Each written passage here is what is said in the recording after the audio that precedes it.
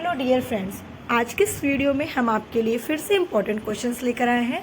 सबसे पहले मैं आपसे ये कहूँगी, अगर आप हमारे चैनल पर पहली बार आए हैं तो अभी तक आपने चैनल को सब्सक्राइब नहीं किया तो सबसे पहले चैनल को सब्सक्राइब एंड वीडियो को लाइक एंड शेयर करना बिल्कुल मत भूलिएगा, क्योंकि ये चैनल आपके लिए काफ़ी इंपॉर्टेंट है। आप किसी भी एग्जाम की प्रिपरेशन कर रहे हैं, सभी एग्जाम के लिए महत्वपूर्ण प्रश्न है। आपको यहाँ पर सभी सब्जेक्ट के क्वेश्चंस मिलने वाले हैं। बहुत ही जल्द आपके लिए हिस्ट्री की भी क्लासेस लाई जाएगी, जिसमें आपको हिस्ट्री के क्वेश्चन सॉल्व कराए जाएंगे। तो बने रहिए हमारे साथ वीडियो के अंत तक। क्वेश्चन नंबर फर्स्ट आपके स्क्रीन के सामने है। क्वेश्चन फर्स्ट है, फलों के मीठे स्वाद का कारण है। देखिए, फलों के मीठे स्वाद का जो कारण होता है वो फ्रैक्टोज है, यानी कि फ्रैक्टोज के कारण फल में मीठापन होता है। तो ऑप्शन डी राइट आंसर है।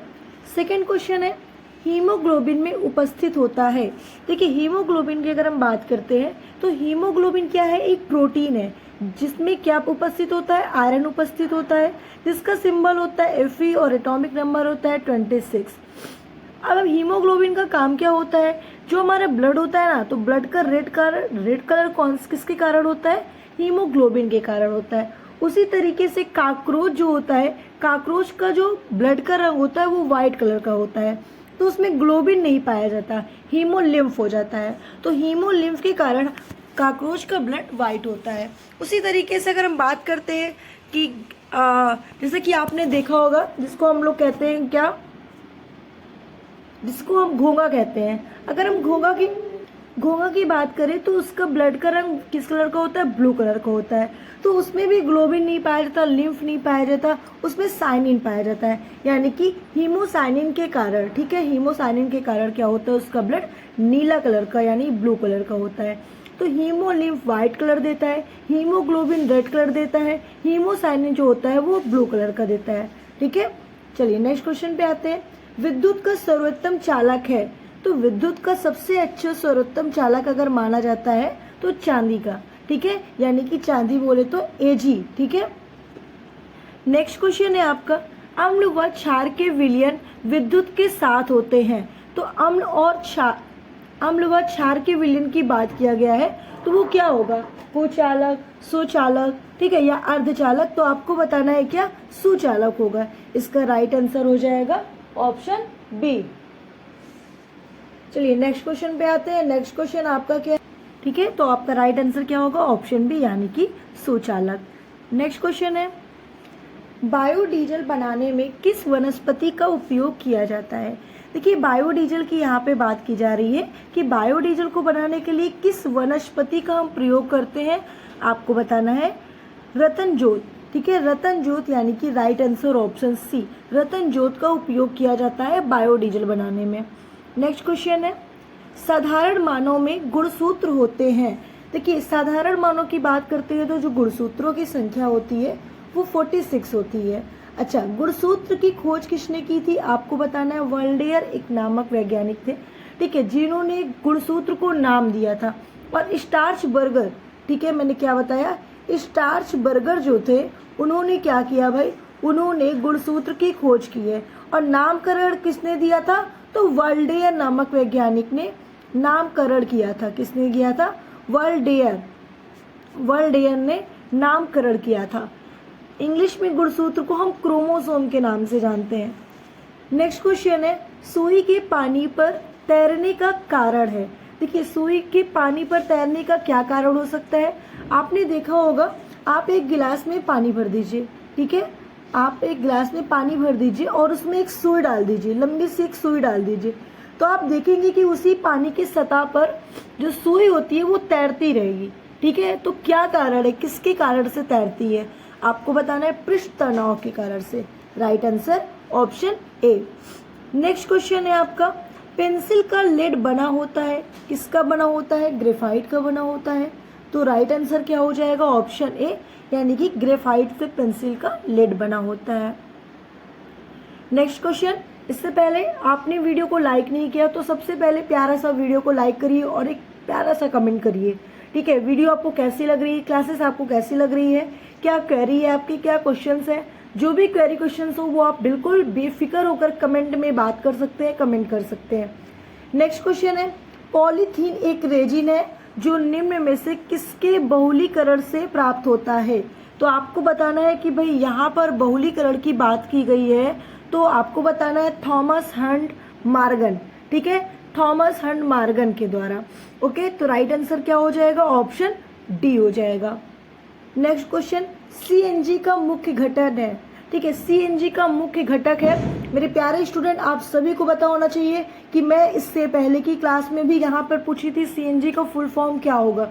मैं आपको बार बार बता रही हूँ कि मैं 1 से 2 क्वेश्चन जरूर रिपीटेड लाती हूँ, जिससे कि स्टूडेंट के माइंड में एकदम फिट रहे किसका राइट आंसर क्या होगा।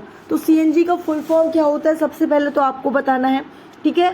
देखिए, इसका मुख्य घटक क्या है, तो इसका जो मुख्य घटक होता है वो मेथेन होता है, जिसका सूत्र क्या होता है, CH4। और मेथेन को हम लोग मार्स गैस के नाम से भी जानते हैं, क्योंकि ये दलदली क्षेत्रों में भी पाया जाता है, ठीक है, दलदली क्षेत्रों में पाया जाता है और इसे दलदल से निकाला जाता है। उसके अलावा ये धान के खेतों में भी पाया जाता है, ठीक है, इसलिए इसका राइट आंसर आपको ऑप्शन ए बताना है। नेक्स्ट क्वेश्चन, निम्न में से किस स्थान पर डायनासोर के अवशेष मिले हैं। तो डायनासोर के अवशेष आपको कहाँ पे मिले हैं, आपको बताना है मोन्टाना में। Right answer option B. Next question है, किस तापमान पर सेल्सियस एवं फ़ारेनहाइट तापमापियों के पाठ्यांक समान होते हैं। तो किस तापमान पर समान होते हैं, आपको बताना है 40 डिग्री सेल्सियस, लेकिन माइनस में, -40 डिग्री सेल्सियस राइट आंसर है। नेक्स्ट क्वेश्चन है, अग्निशामक यंत्र बनाने में निम्न में से किस पदार्थ का प्रयोग किया जाता है। तो मेरे प्यारे स्टूडेंट, किस पदार्थ का प्रयोग किया जाता है, सोडियम हाइड्रोजन कार्बोनेट। किसका, सोडियम हाइड्रोजन कार्बोनेट का प्रयोग किया जाता है। तो आपका राइट आंसर क्या हो जाएगा, ऑप्शन बी बिल्कुल करेक्ट है, सोडियम हाइड्रोजन कार्बोनेट, ठीक है। चलिए, तो बिल्कुल राइट आंसर लगा लीजिए सब लोग। नेक्स्ट क्वेश्चन पे आते हैं। नेक्स्ट क्वेश्चन है, HTTP का पूरा नाम क्या है, ठीक है। HTTP आपने देखा होगा, कभी गूगल पे सर्च करते हैं तो HTTP का पूरा नाम क्या होगा। तो आपको बताना है क्या, hyper text transfer protocol, HTTP का पूरा नाम होता है, ठीक है। तो राइट आंसर क्या हो जाएगा, ऑप्शन बी बिल्कुल करेक्ट आंसर है। नेक्स्ट क्वेश्चन पे आते हैं। नेक्स्ट क्वेश्चन आपका क्या है, भोपाल गैस त्रस्ती निम्न में से किसके रिसाव के कारण हुई है, ठीक है। भोपाल गैस की बात यहाँ पे की जा रही है, तो मिथाइल आइसोसाइनेट के कारण, इसलिए इसका राइट आंसर क्या आप लोग बताएंगे, ऑप्शन ए। ऑप्शन ए बिल्कुल करेक्ट आंसर है। चलिए, नेक्स्ट क्वेश्चन पे आते हैं। चैनल को सब्सक्राइब नहीं किया तो चैनल को सब्सक्राइब कर दीजिए। अम्ल व क्षार के विलयन विद्युत के साथ होते हैं, तो विद्युत के साथ होते हैं तो क्या हो जाता है, सुचालक हो जाता है। राइट आंसर क्या है, ऑप्शन बी है। नेक्स्ट क्वेश्चन, बायोडीजल बनाने में किस वनस्पति का उपयोग किया जाता है। तो आपको बताना है, देखिए यहाँ पर रिपीटेड क्वेश्चन आ गया है, ठीक है, ये 2 से 3 बार क्वेश्चन हो चुका है मेरे हिसाब से, तो कोई बात नहीं, इसका आंसर आपको पता ही होगा, ठीक है। तो रतन जोत है, मैं इस क्वेश्चन को रिमूव कर रही हूँ। चलिए, नेक्स्ट क्वेश्चन पे आते हैं। हास्य गैस यानी कि लॉफिंग गैस, हंसने वाली गैस कौन सी गैस होती है। तो आपको बताना है क्या, नाइट्रस ऑक्साइड। नाइट्रस ऑक्साइड को हम हास्य गैस या लॉफिंग गैस के नाम से जानते हैं। अगर आप लॉफिंग गैस को आपके नोज़ में किसी भी कारण से जाती है, आप स्मेल लिए लॉफिंग गैस की, तो आप हमेशा बेफिजूल चीज़ों में भी हंसते रहेंगे, ठीक है। तो ये लॉफिंग गैस है, नाइट्रस ऑक्साइड। नेक्स्ट क्वेश्चन पे आते हैं। किसे झूठा सोना यानी कि फेक गोल्ड कहा जाता है। फेक गोल्ड किसे कहते हैं हम लोग, आयरन सल्फाइड को। आयरन सल्फाइड जो होता है उसे फेक गोल्ड के नाम से जाना जाता है, झूठा सोना के नाम से जाना जाता है, इसलिए राइट आंसर आपको ऑप्शन बी बताना है। नेक्स्ट क्वेश्चन है, लाल दवा का रासायनिक नाम है, ठीक है। लाल दवा किसे कहते हैं, देखिए बहुत ही अच्छा क्वेश्चन है आपका। लाल दवा किसे कहा जाता है, पोटेशियम परमैंगनेट को कहा जाता है, इसलिए आपका राइट आंसर ऑप्शन बी बिल्कुल करेक्ट है, पोटेशियम परमैंगनेट, इसे लाल दवा के नाम से जाना जाता है। नेक्स्ट क्वेश्चन है, किस शारीरिक प्रक्रम से थ्रोम्बिन का संबंध है। देखिए, थ्रोम्बिन की बात की जा रही है, मेरे प्यारे स्टूडेंट, सभी का राइट आंसर होना चाहिए डी। क्या डी आंसर राइट है आपका, कितने स्टूडेंट हैं जिनका आंसर डी है, जल्दी से बताइए, किसी का नहीं है? क्या आंसर होगा? Option B. ठीक है, ऑप्शन बी होगा। क्यों?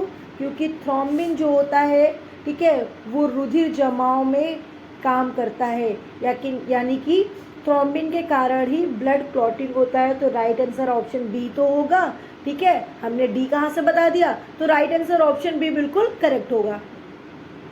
नेक्स्ट क्वेश्चन है आता, आवर्त सारणी के जनक किसे कहा जाता है? तो आवर्त सारणी के जनक आप किसे कहते हैं? मेंडलीव को। मेंडलीव जो है उन्होंने आवर्त सारणी की खोज की थी। नेक्स्ट क्वेश्चन, चंद्रमा पर व्यक्ति के भार में क्या परिवर्तन आएगा? अगर व्यक्ति चंद्रमा पर है तो उसके भार में परिवर्तन क्या आएगा? भार की कमी होगी, भार में वृद्धि होगी, ठीक है, या कमी वृद्धि होगी, या फिर अगर हम बात करें यहाँ पर इनमें से कोई नहीं। तो आपका राइट आंसर क्या हो जाएगा? भार में कमी होगी। तो ऑप्शन ए बिल्कुल करेक्ट आंसर। नेक्स्ट क्वेश्चन है, पदार्थ की चौथी अवस्था है। देखिए, पदार्थ की चौथी अवस्था क्या कहलाती है? आपको बताना है प्लाज्मा। तो पांचवी अवस्था क्या है? आइंस्टीन कंडेंसेट, ये पांचवी अवस्था है। प्लाज्मा चौथी अवस्था है। और तीनों अवस्था तो आप सभी को पता है कि राइट आंसर क्या होगा। नेक्स्ट क्वेश्चन है, प्लास्टर ऑफ पेरिस का रासायनिक सूत्र।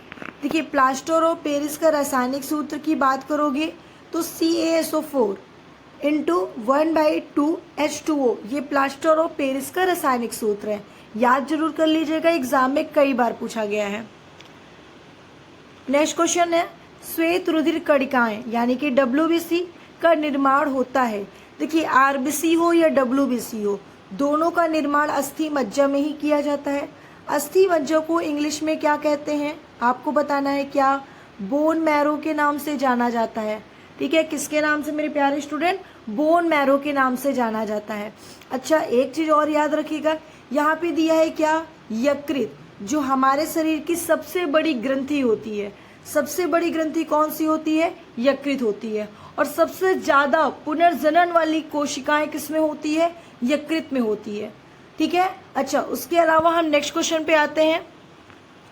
खाने का सोडा है, खाने के सोडे को हम क्या कहते हैं? Sodium bicarbonate. ठीक है, सोडियम बाइकार्बोनेट खाने के सोडे को कहा जाता है। तो राइट आंसर ऑप्शन बी बिल्कुल करेक्ट आंसर है। नेक्स्ट क्वेश्चन है, वायु में कौन सी ऊर्जा होती है? केवल स्थितिज ऊर्जा, केवल गतिज ऊर्जा, वैद्युत ऊर्जा, या स्थितिज और गतिज दोनों ऊर्जा होती है? आपको बताना है कि वायु में कौन सी ऊर्जा होती है? केवल गतिज ऊर्जा होती है। तो राइट आंसर क्या हो जाएगा? Option B. लगा दीजिए राइट आंसर बी आंसर।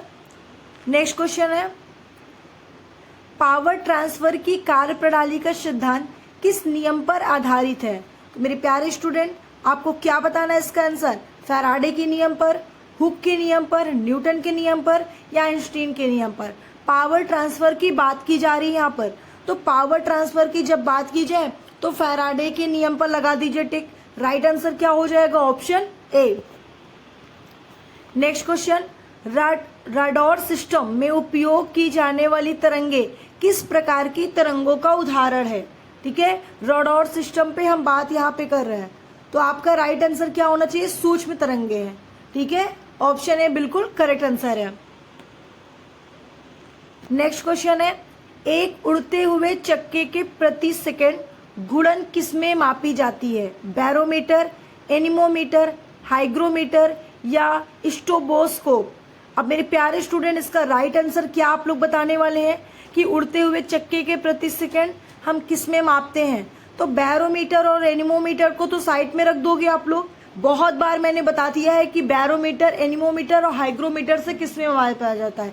ये 3 मीटर तो आप लोग कॉमन याद ही होगा, सभी को याद होगा। मैं उम्मीद करती हूँ कि सारे स्टूडेंट इसका आंसर देंगे। बैरोमीटर किससे मापते हैं, एनीमोमीटर किससे मापते हैं, हाइग्रोमीटर किससे मापते हैं। मतलब ऐसी कोई सीरीज नहीं होगी जिसमें ये सारे क्वेश्चंस आपको ना बताए गए हो। अगर ये वर्ड नहीं दिया तो भी मैंने इसका आंसर बताया है। ठीक है, तो ये इसका आंसर तो आपको कमेंट करके बताना ही बताना है कि इसका राइट आंसर क्या होगा। अब इसके यहाँ पर जो क्वेश्चन पूछा है इसका आंसर क्या होने वाला है? तो भाई डी ही होगा। क्या हो जाएगा? डी बताया आपने, तो सभी को पता है स्ट्रोबोस्कोप से मापा जा पाता है। ठीक है, चलिए नेक्स्ट क्वेश्चन पे आते हैं। निम्न में से कौन प्लाज्मोडियम परजीवी एक वाहक है। प्लाज्मोडियम परजीवी की बात की गई है, तो भाई यहाँ पे सभी को समझ में आ गया कि चूहा हो नहीं सकता, और मक्खी या मच्छर, मक्खी भी नहीं हो सकता, मच्छर ही बचे हैं, तो उन्हीं को हम आंसर लगा दे रहे हैं। ऑप्शन ए बिल्कुल करेक्ट आंसर है। ठीक है, चलिए आगे बढ़ते हैं। लोहे पर जंग लगना किस प्रकार की अभिक्रिया का उदाहरण है? अब मेरे प्यारे स्टूडेंट सभी को पता होना चाहिए भाई, भौतिक परिवर्तन क्या होता है, भौतिक अभिक्रिया क्या होता है, क्या होता है सभी को पता है। रासायनिक अभिक्रिया की बात की जाए तो रासायनिक में क्या होता है, कार्बन ऑक्सीजन मिल गया तो कार्बन डाइऑक्साइड बन गए, चेंज हो गया। तो भाई लोहे पर जंग लगना कौन सी अभिक्रिया बताएंगे, रासायनिक अभिक्रिया। कितने स्टूडेंट इसका राइट आंसर बताएंगे? बिल्कुल करेक्ट आंसर है ऑप्शन बी। तो रासायनिक अभिक्रिया आप लोगों को राइट लगा लेना है, ऑप्शन बी बिल्कुल करेक्ट आंसर है। नेक्स्ट है, पृथ्वी के घूर्णन की गति कितनी है? पृथ्वी के घूर्णन की गति कितनी है?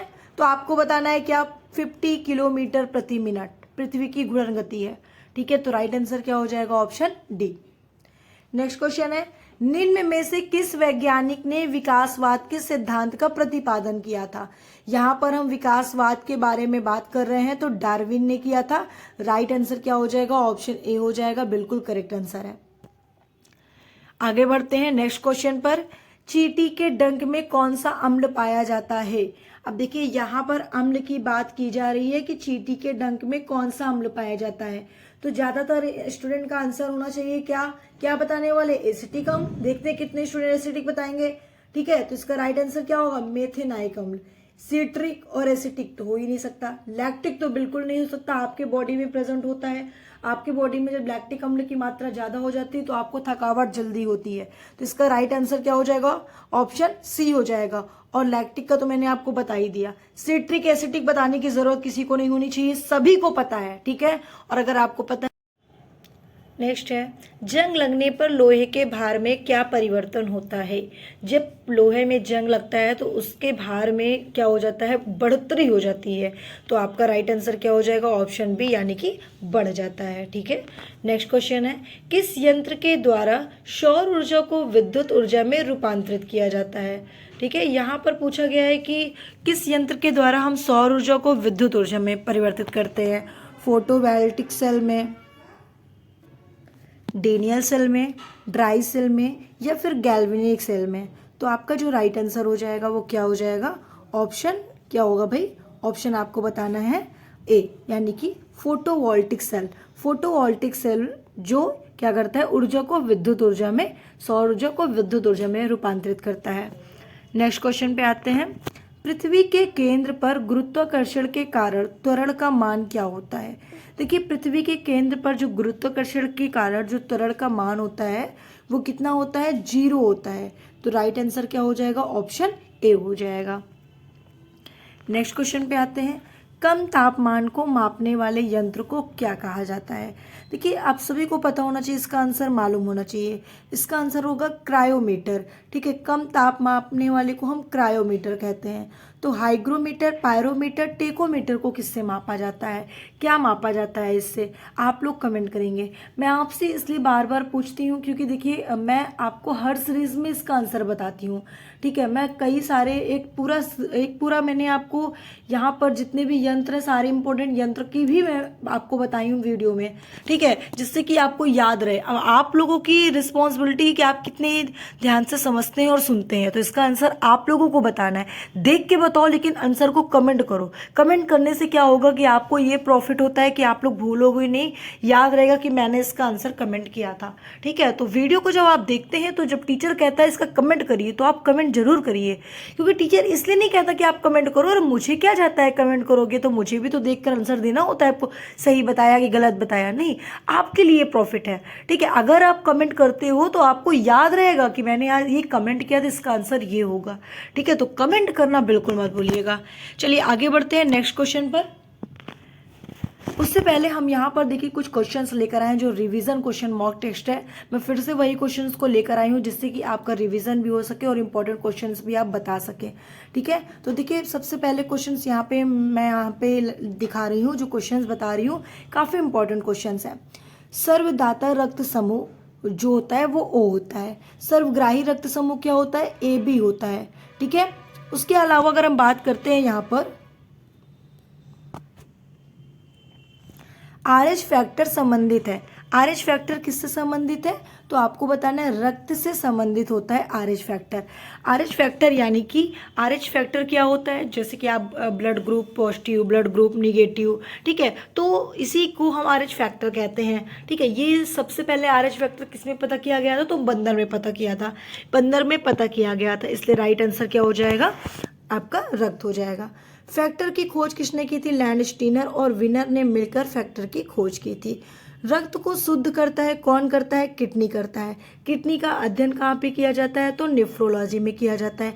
किडनी में कौन सी सेल्स पाई जाती है? तो आपको बताना है नेफ्रॉन सेल्स आपकी किडनी में प्रेजेंट होती है। वृक्क का भार कितना होता है? 150 ग्राम भार होता है वृक्क का। रक्त का विलयन कैसा होता है? तो क्षारीय होता है। और इसका पीएच मान कितना होता है? 7.4 होता है। ये क्षारीय होता है तो 7.4 इसका पीएच वैल्यू होता है। हृदय की धड़कन को नियंत्रित किसके द्वारा किया जाता है? पेस मेकर के द्वारा किया जाता है। शरीर के हृदय की ओर ले जाने वाले रक्त वाहिनी को हम क्या कहते हैं? सिरा कहा जाता है। ठीक है, यानी कि सिरा बोले तो वेन्स कहा जाता है। हृदय के शरीर में रक्त ले जाने वाले रक्त वाहिनी को हम क्या कहते हैं? भाई देखिए, शरीर की ओर ले जाने में धमनी होती है और शरीर की ओर रक्त ले जाने वाली रक्त वाहिनी को सिरा कहा जाता है। ध्यान समझिएगा, यहाँ शरीर से बोला है, यहाँ हृदय से बोला है, तो डिफरेंट है दोनों में। ठीक है, तो आपको याद रखना है कि शरीर से हृदय की ओर रक्त ले जाने वाले रक्त वाहिनी को सिरा और हृदय से शरीर की ओर रक्त ले जाने वाली वाहिनी को धमनी कहा जाता है। ठीक है, यानी कि क्या बोलते हैं इंग्लिश में इसको? एक होता है आपका सिरा वेन्स और एक क्या होता है? जल्दी से बताइए, आर्टरी। ठीक है, नेक्स्ट है जार्विक है। जार्विक 7 है क्या? कृत्रिम हृदय होता है। ठीक है, शरीर में ऑक्सीजन का परिवहन रक्त के द्वारा किया जाता है। सबसे छोटी अस्थि कौन सी होती है? स्टेपेज होती है, जो आपके ईयर में मध्य कर्ण में पाई जाती है। सबसे बड़ी अस्थि फीमर होती है, जो आपके जांग में पाई जाती है। सबसे लंबी पेशी शॉर्ट रियास होती है। ठीक है, शॉर्ट रियास होती है। सबसे बड़ी ग्रंथि यकृत को मानी जाती है। सबसे अधिक पुनरुत्थ की क्षमता, ठीक है, पुनरुत्थ भवन की क्षमता सबसे अधिक यकृत में होता है। सबसे कम किस में होता है? आपके ब्रेन में होता है। और सबसे कठोर भाग कौन सा होता है? तो आपको बताना है दांत का इनेमल। ठीक है, सबसे कठोर भाग होता है। तो इतने पॉइंट को आपको याद रखना है, वेरी इंपॉर्टेंट है, इसीलिए मैं आपके लिए ऐसे क्वेश्चंस लेकर आई हूँ। अब हम कुछ फिजिक्स के भी क्वेश्चन पे आते हैं। प्रकाश वर्ष की दूरी क्या होती है? प्रकाश वर्ष किसकी इकाई है? दूरी की इकाई है। लंबाई की न्यूनतम इकाई क्या होती है? फर्मी मीटर होती है। कार्य करने की क्षमता को आप क्या कहते हो? ऊर्जा कहते हो। फैराडे किसका मात्रक होता है? धारिता की, यानी कि क्या बोले तो कैपेसिटेंस। हाँ ठीक है, तो धारिता की मात्रक होती है। समतल दर्पण की वक्रता त्रिज्या कितनी होती है? अनंत होती है। आइरिस के मध्य वाले छोटे छिद्र को हम क्या कहते हैं? पुतली कहते हैं। मनुष्य के आंख पर प्रतिबिंब कहाँ बनता है? रेटिना पर बनता है। फैदोमीटर का उपयोग समुद्र या महासागर की गहराई को मापने के लिए किया जाता है। नेक्स्ट है आपका, किस दर्पण का दृष्टि क्षेत्र सबसे अधिक होता है? तो आपको बताना है उत्तल दर्पण का। ठीक है, तो इस तरीके से मैंने आपको कुछ क्वेश्चंस बताया। अब ये 42 से लेकर 50 क्वेश्चंस तक, यानी कि 10 क्वेश्चंस मैं आपके लिए लेकर आई हूँ, जिसका आंसर आप सभी को देना है। ये क्वेश्चंस आपके लिए है और ये रिपीटेड क्वेश्चंस है जो मैं आपको ऑलरेडी सीरीज में पढ़ा चुकी हूँ, तो इसीलिए मैं यहाँ पर लेकर आई हूँ आपके लिए क्वेश्चंस। ये सभी क्वेश्चंस का आंसर आपको बताना है। ठीक है, पहला क्वेश्चन, लाल रक्त कणिकाओं का शमशान कहलाता है, क्या कहलाता है? इसका आंसर आपको बताना है। नेक्स्ट क्वेश्चन, एंटीबॉडी का मुख्य कार्य किसके विरुद्ध होता है? इसका आंसर आपको बताना है। थर्ड क्वेश्चन, जंतुओं में कौन सा पॉलीसैकेराइड आरक्षित ईंधन का काम करता है? नेक्स्ट, मनुष्य को प्रतिदिन कितनी मात्रा में आयोडीन चाहिए? नेक्स्ट, निम्न में से किसमें निषेचन द्वारा भी निषेचन के बिना भी जनन होता है? नेक्स्ट,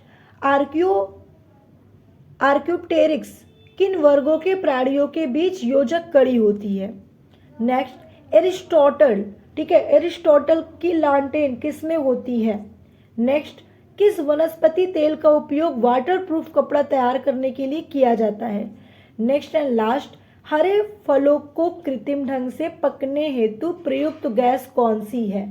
इस तरीके से 50 क्वेश्चंस आपके लिए मैं लेकर आई हूँ और ये क्वेश्चंस तो उसी क्वेश्चंस के एक क्वेश्चंस है जो आप सभी के लिए होता है। इसका आंसर भी आपको देना है, बहुत ही नॉर्मल सा क्वेश्चन है। और मैं देखती हूँ कितने स्टूडेंट वीडियो को देखते हैं और कितने स्टूडेंट कमेंट करते हैं और कितने स्टूडेंट ऐसे हैं जिनका लाइक आता है। ठीक है, तो आप सभी का बहुत ज़्यादा धन्यवाद इस वीडियो को देखने के लिए और चैनल को सब्सक्राइब करने के लिए। और जितने स्टूडेंट नहीं किए, मैं बार बार कह रही हूँ, चैनल को सब्सक्राइब जरूर कर लीजिएगा।